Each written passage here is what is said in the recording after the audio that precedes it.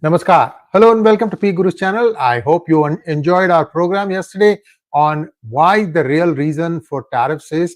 Today we have Sridhar Chityala ji giving us a little bit of insights into how the Trump administration is approaching this whole dollar valuation, assets, commodities, all this stuff. This is going to be a fascinating conversation because you probably have not seen this kind of an analysis about what the world wealth is and how a currency should reflect that. This is something that is new. Let's welcome Sridhar Chityala ji. Sridhar ji, namaskar and welcome to PGurus channel. How are you, sir? Namaskar ji. Always, I'm very happy, very pleased, and very happy to be always speaking with you on topics that are controversial, but at the same time very relevant, Sri ji. Absolutely, sir. I yield the floor to you. We can take it from the first. Let's take a look at a slide deck that Sridhar ji has present. He's going to quickly go through this stuff because there are lots of information, but the takeaway is something that Sridhar ji is going to start with, say that why this is being done, and then you will understand all of it. Sir, over to you. Yes, we called it as the battle for dollar, and dollar is a very favorite topic of Sree Iyer, and he has always been giving lots of lectures and speeches on the battle for the dollar. So we have tried to come and give a different perspective. I know I've seen some of the criticisms of the last presentation, but folks, look at the data. Don't look at both of us and say, we like this, we like that, but look at the data. Okay, now, if somebody thinks that, Trump is a maverick going around this with, a 𝗟𝗡𝗙𝗪 type of a battle, then you are totally wrong. There are various teams around President Trump working.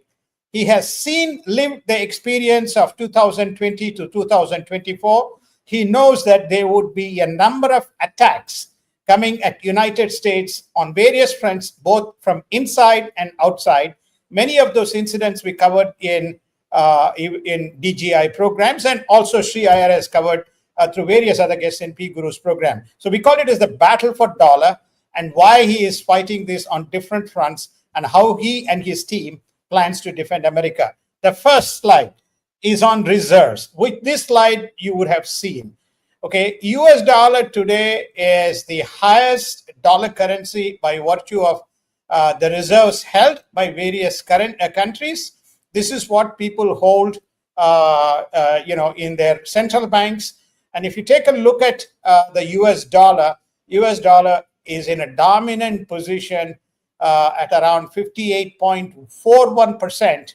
And when you look at the other currencies which are held as a reserve, the second comes at distant euro, which is around 20%, and yen at 5.7%.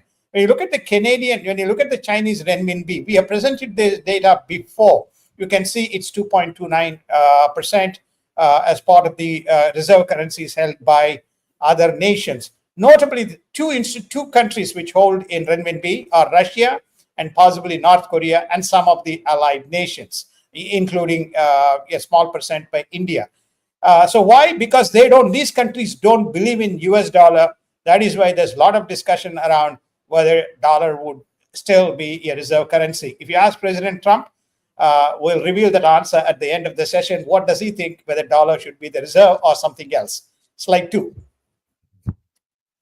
So if you translate it in dollar terms, the total foreign exchange reserves is roughly around 12.7 or 13 trillion dollars. As you look at Q4 2024, I was given only Q3 2024 data. But then when you look at the claims in US dollar translated out of this $12.7 trillion is 11.84. 11.84 is totally allocated, and US is in roughly around 6.79 or 6.8 trillion dollars, which is why that number is 58. So this number one, which is namely US dollar relative to all other currencies, is number one. So the question that will be asked is, if you short the US dollar, then the whole world comes falling apart. Is it the whole world? No, it's part of the whole world that comes. The only guys who may be left behind standing with small portion is renminbi. But if you take a look at Japanese yen, if you take a look at euro, many of them will also get impacted as a result of this linkages to US dollar as the reserve currency. Okay, the numbers are fairly visible in terms of the $12.7 trillion is not a small. It is greater than sum of many of the next year economies. So that's the first data point. US dollar is still the largest set of reserves that is held. Now we come to the second, which is a very famous topic, and gold. Okay, the second. Okay, this is the other thing that is held by the central banks. If you take a look at the volume of the gold that is held by Fort Knox, hold in Fort Knox, is 8,133 trillion tons. In the United States, we call it metric tons. Metric tons, sir. Metric tons. The rest of the world is tons. In the United States, we use metric tons. Okay. Germany is 3,351 trillion tons. Then you have Italy at 2.451 metric tons. France is at. So if you take a look at the top four kind of countries, you don't find UK. UK is kind of a little bit way down the number 10 ladder. This responds to some of the questions why gold is being moved from Bank of England to other countries, notably United States.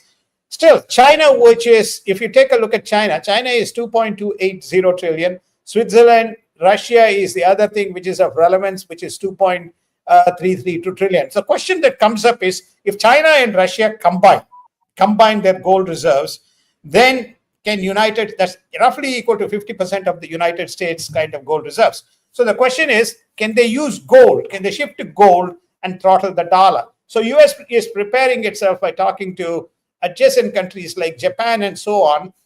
And it also wants to audit its own Fort Knox. So the question is 8,133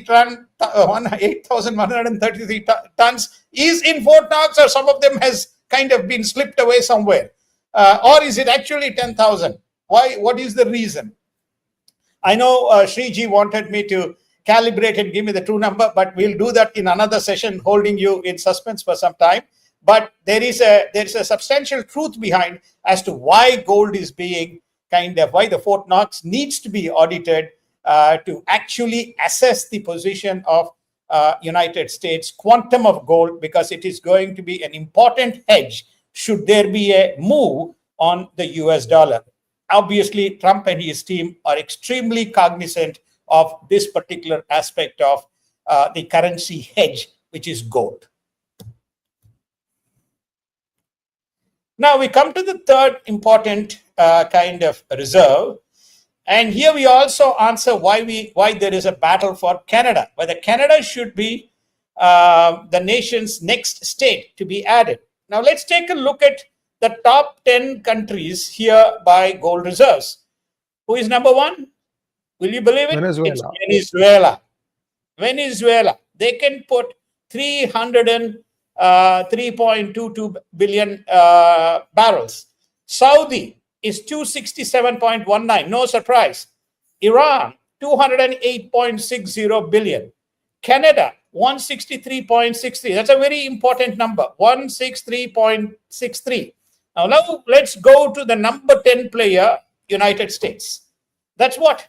55.25. Which is the country that has been subjected by the prior administration, notably the woke administration, this is the reason why you want to suspend under the pretext of green energy, clean energy, and clean gas and clean environment. All the programs directed at United States. Why is it directed at United States? They want to make sure that the US shale gas is not tapped, and it remains relatively lower position to all those countries which are not democratic, which have not been subjected to the same rules in terms of the clean energy. Okay, these people sign this Paris Accord, but at the same time, look at the reserves. So if you move on gold, and if you move on, if you don't move on gold, if you don't move on dollar, then the next commodity which they are looking at is the oil. And where United States is in a relatively weaker position. What is United States trying to do?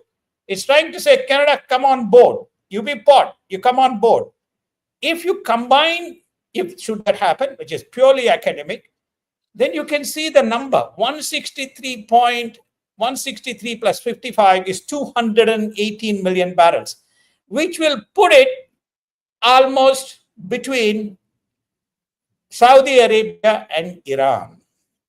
Moves it to number 3 position. And that is a very, again, powerful, if you use that third as a kind of a currency reserve, oil as a commodity hedged, then Saudis typically will align with United States.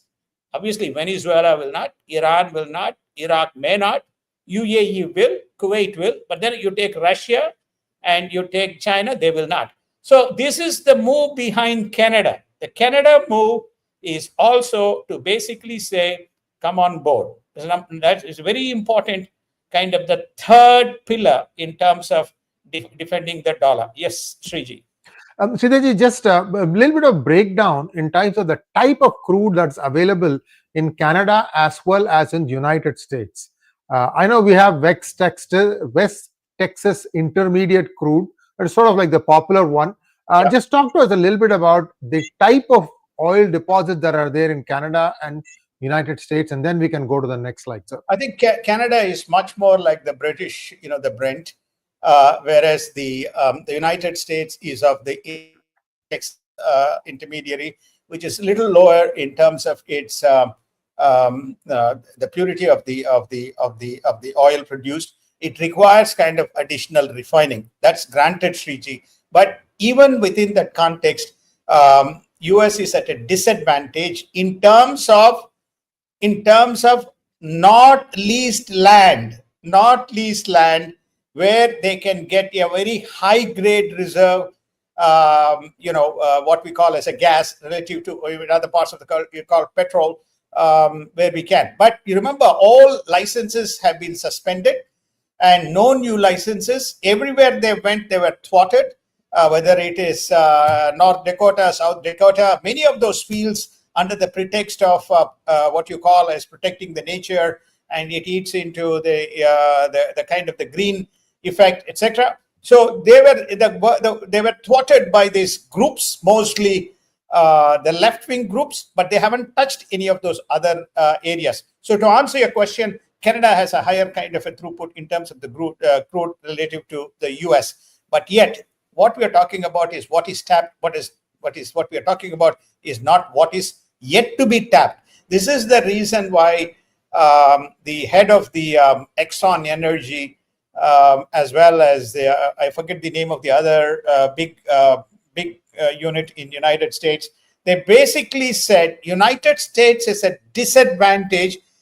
The reserves that we have is what we kind of began to refine and extract 50 years ago. 50 years ago. So we will soon run out if we don't begin to start tapping from now, and more of it in terms of our own consumption. And this is the point. What you can say is that this particular aspect can potentially choke United States and make it reliant. And if you kind of again short the dollar in its currency, or even if gold is used, you will find that US will be at a big disadvantage, because the reason is US is one of the largest consumers of the gas. Next one, sir. Thank you.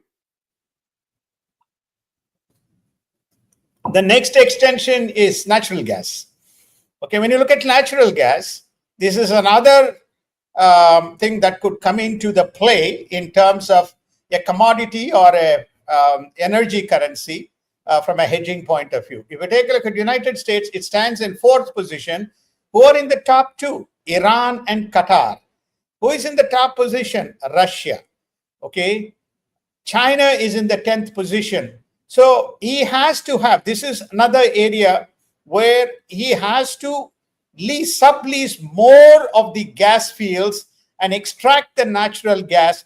This is the area we covered last time in the tariffs. By extracting more natural gas and supplying to people like India, not only he can reduce the trade deficit, but he can also increase his position in the reserves table, and can also link it to the currency in terms of the broad suite of commodities, including gold, as a hedge against any attempt made against the United States. So this is the natural gas, which is the number 4th vector in terms of number 3 vector in terms of what could be the currency basket which defends the US dollar.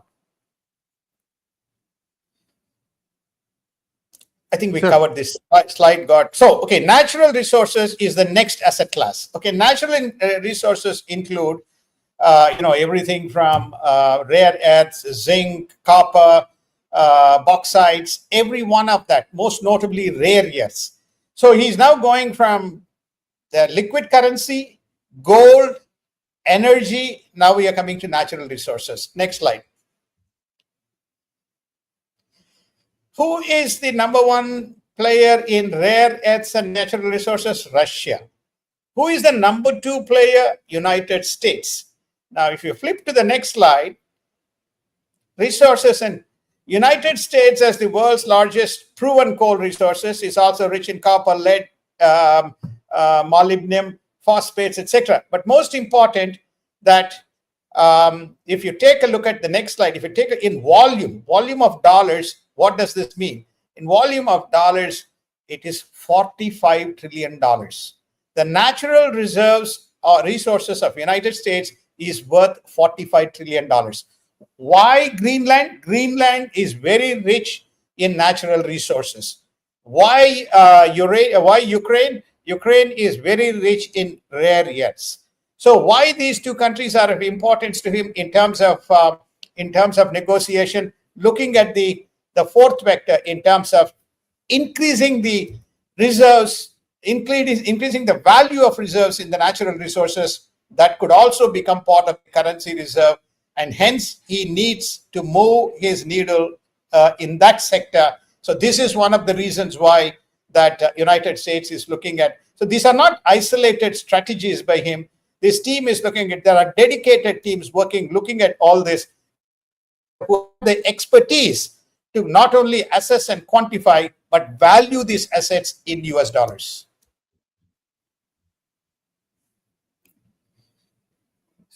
Then we come to the equities.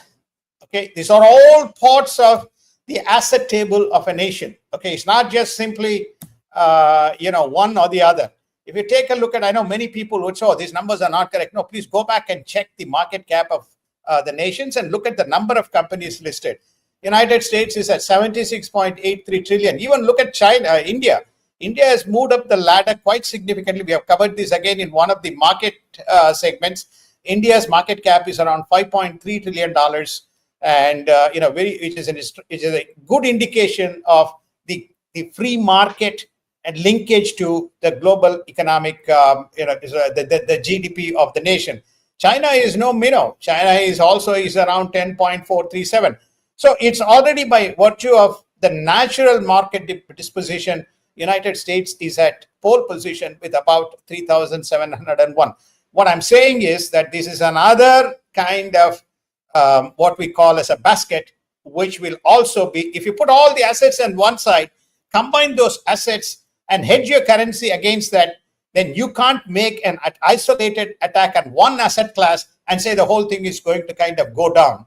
Okay, we'll address this question of, oh, United States has got $36 trillion of debt, and so therefore it's going to sink tomorrow. Now, we'll address that question as well, because if you have a very strong asset base, and if your debt is only 10-20% of that asset base, well, you go with your salaries, you all go and mortgage yourself to the head. How do you get mortgage yourself? You mortgage yourself by pledging your assets, as long as you have an income stream to fund your debt, interest, and repayment. So in this case, we are going to show that as long as the expenses side of the balance sheet are to some extent mitigated, even a high debt can be dealt with.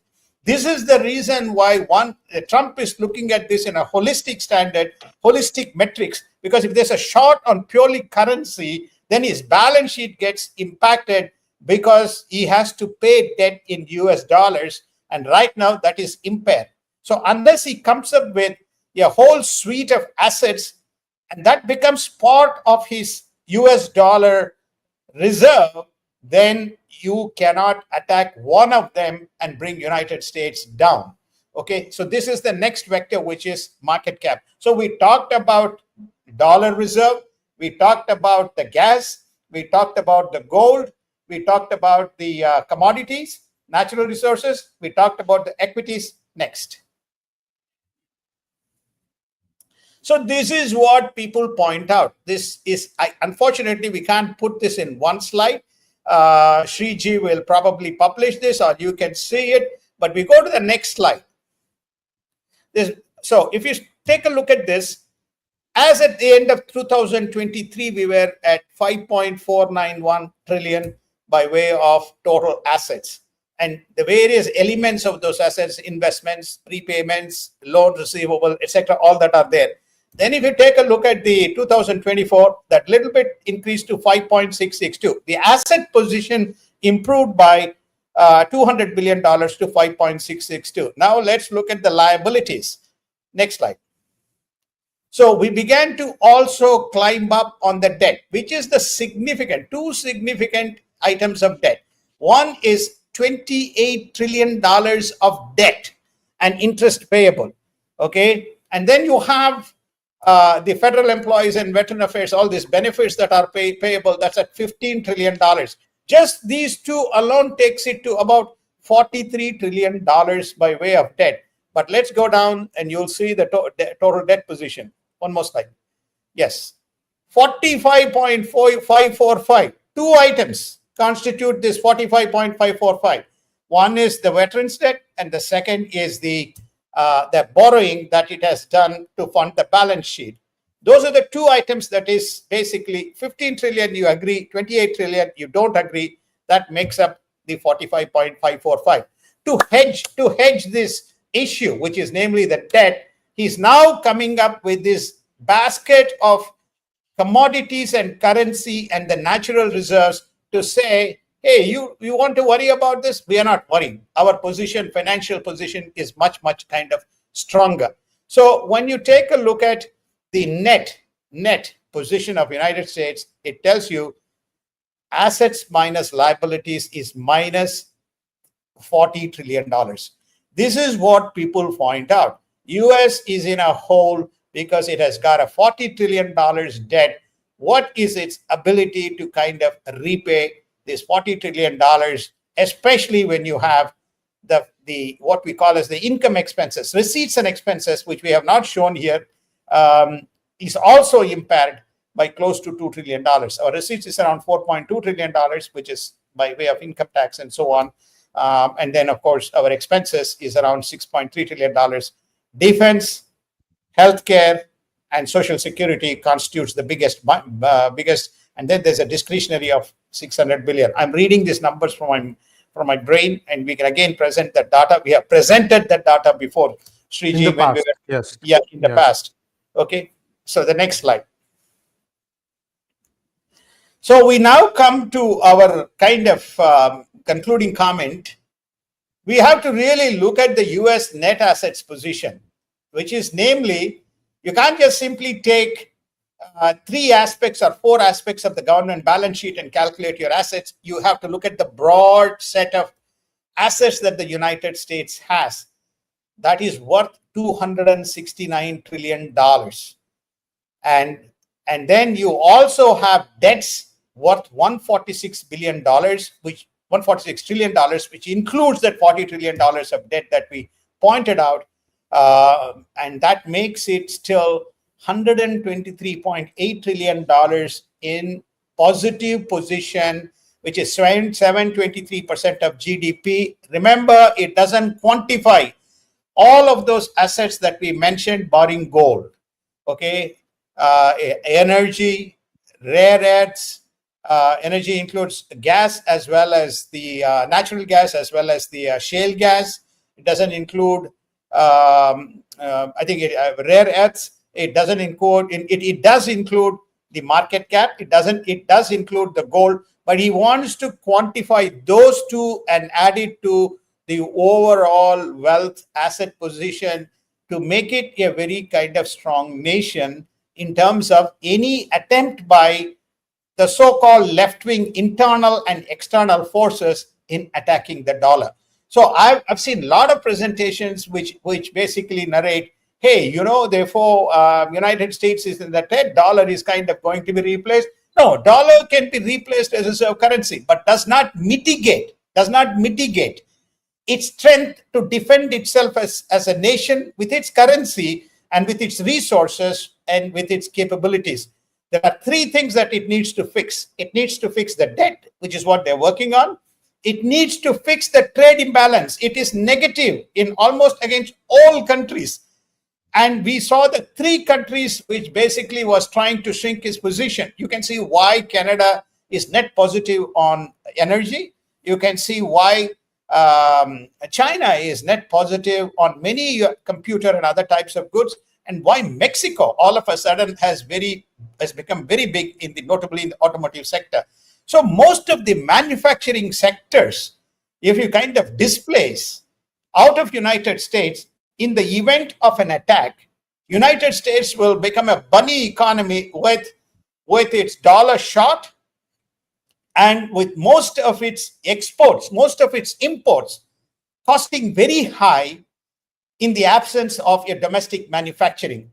This is the whole story behind the tariffs, in conjunction with strengthening the asset position of the balance sheet and also strengthening US dollar as a reserve with a basket of commodities and cash, including gold, so that he can deflect any threat while during his period strengthening the natural resources and giving more of the gas fields out for leasing and expanding the natural gas and trying to displace the two strong players, Russia and Qatar, and putting US in the map as a natural gas exporter.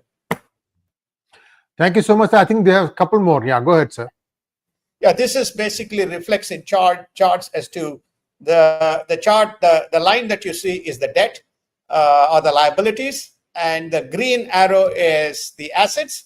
And you can see from we did have a upward tick from 2020. We also saw a significant liability from 2020 to 2024 or 23. You can see the chart as to how the debt position increased during that period, and the reasons are very familiar to all of it.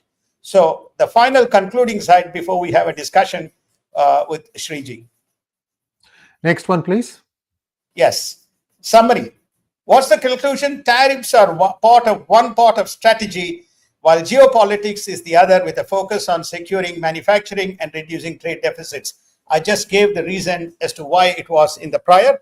A multi-pronged approach to further strengthen the US dollar and secure the US position. It is not a single trick pony, but its asset class for defending the US dollar is a basket of assets which are trillions in dollars of worth, which has not been put on the balance sheet, and some of the assets being deliberately depleted to weaken the US nation.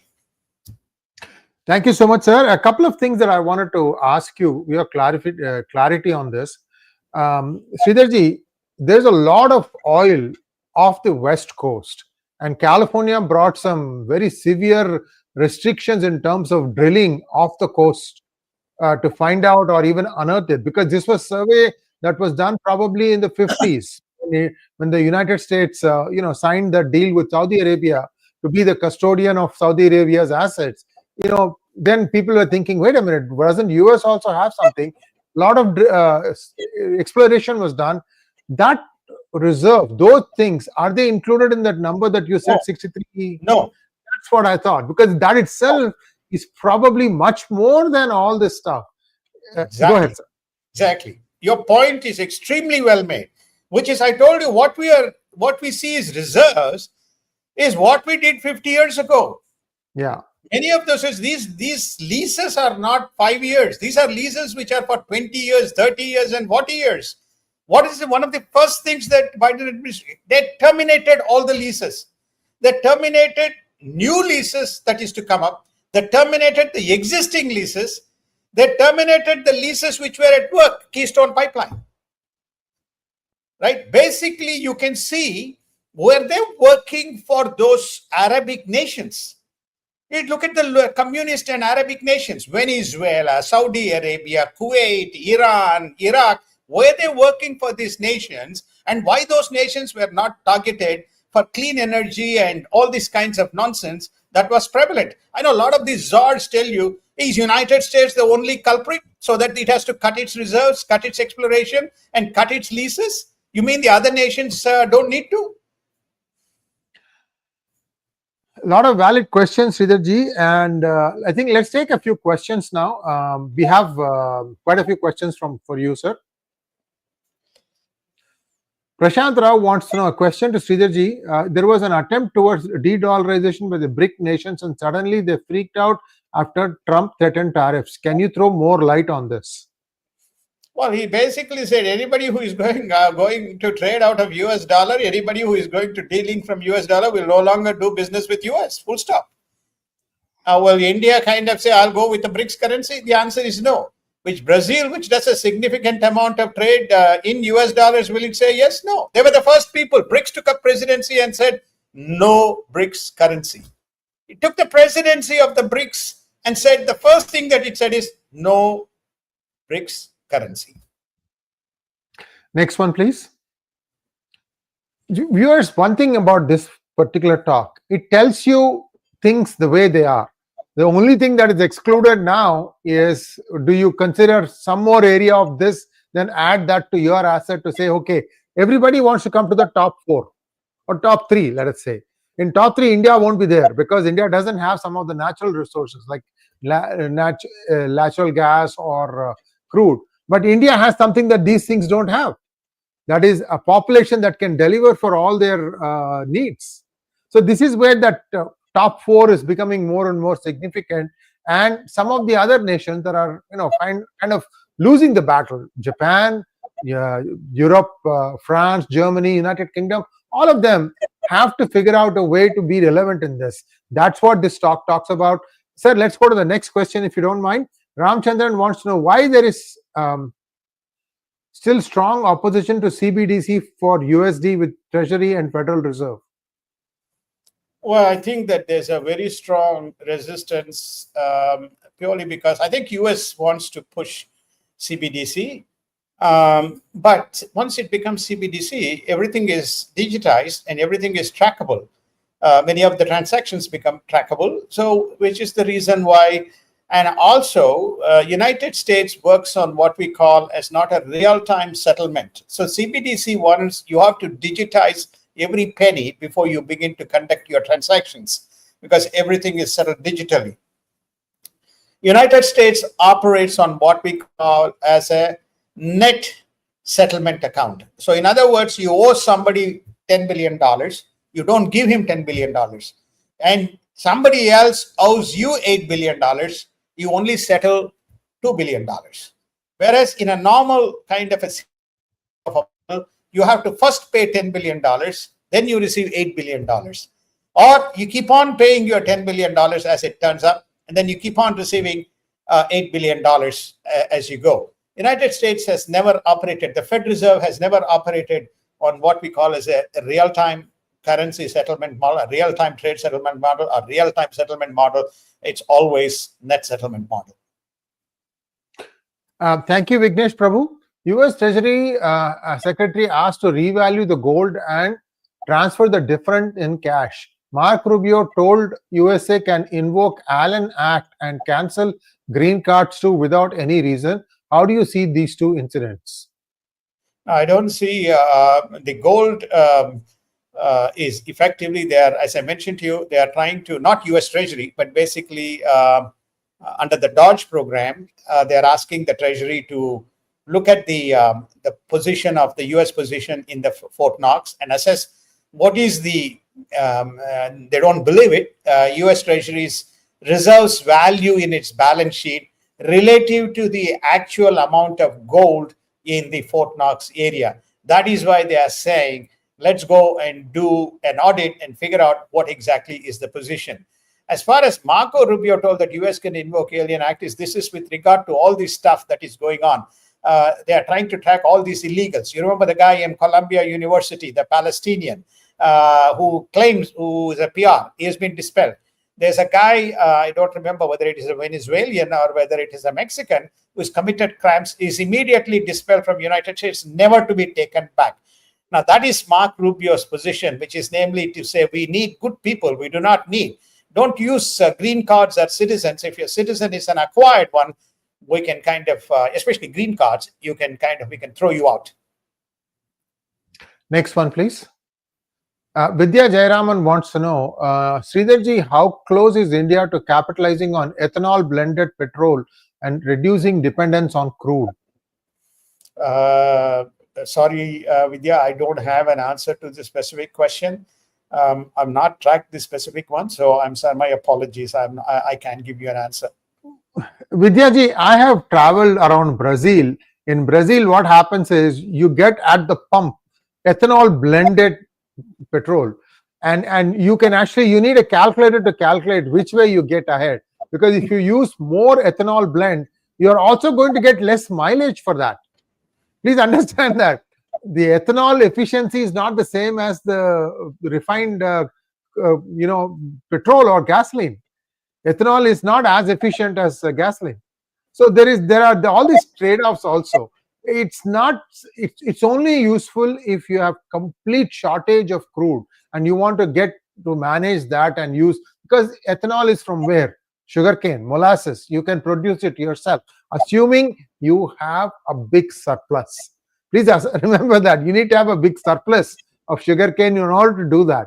So it's not really a great trade-off. I see, all said and done, the best way to manage energy is safe nuclear energy.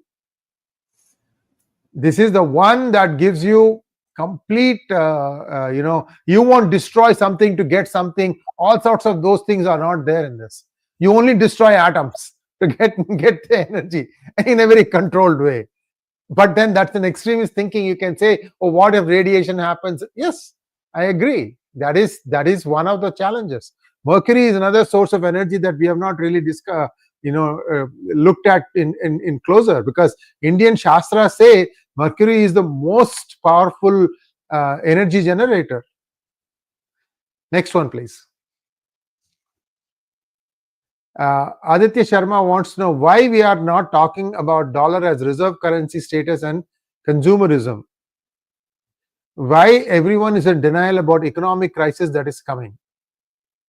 I think this topic is about why United States and Trump administration is strengthening US dollars. Number one. Number two, he's not saying, okay, US dollar should not be the reserve currency. He is saying what should be the basket of currency that constitutes US dollar, not just purely the US balance sheet of dollar, because none of those other assets are part of the basket of currencies which make up the US dollar as a reserve. It's a free flow of US dollar. So he is putting a multi-currency, multi-asset reserve which defends the US dollar as strong in the event of attempting to short anyone or creating throttles for United States. That's the topic on the first. Why everyone is denial about economic crisis that is coming? Well, nobody is. The markets are now in a situation, whether this is a correction or whether it is entering a recession territory as a result of change in supply chains, as a result of change in economic equilibrium being caused by the tariffs, because every one of the industries needs to rebalance. Trump himself has admitted that we could face short-term problems with the interest that in longer term, United States would be in a much stronger position, be it on trade imbalances or be it in other forms of attacks or be it in terms of weakening its energy dependency. Manoksan wants to know, will the threat of BRICS abandonment of US dollar materialize, or is it just a negotiating card and not a preferred goal? Are India's ties to BRICS being undermined by not playing along? What will India do? United States doesn't care about India as long as India wants to trade with United States on its terms. Full stop. BRICS, it doesn't bother about BRICS. It doesn't bother about any of the BRICS countries. it conducts activities in the interest of what United States wants to do, just as what India wants to do, just as what China wants to do, just as what Russia wants to do.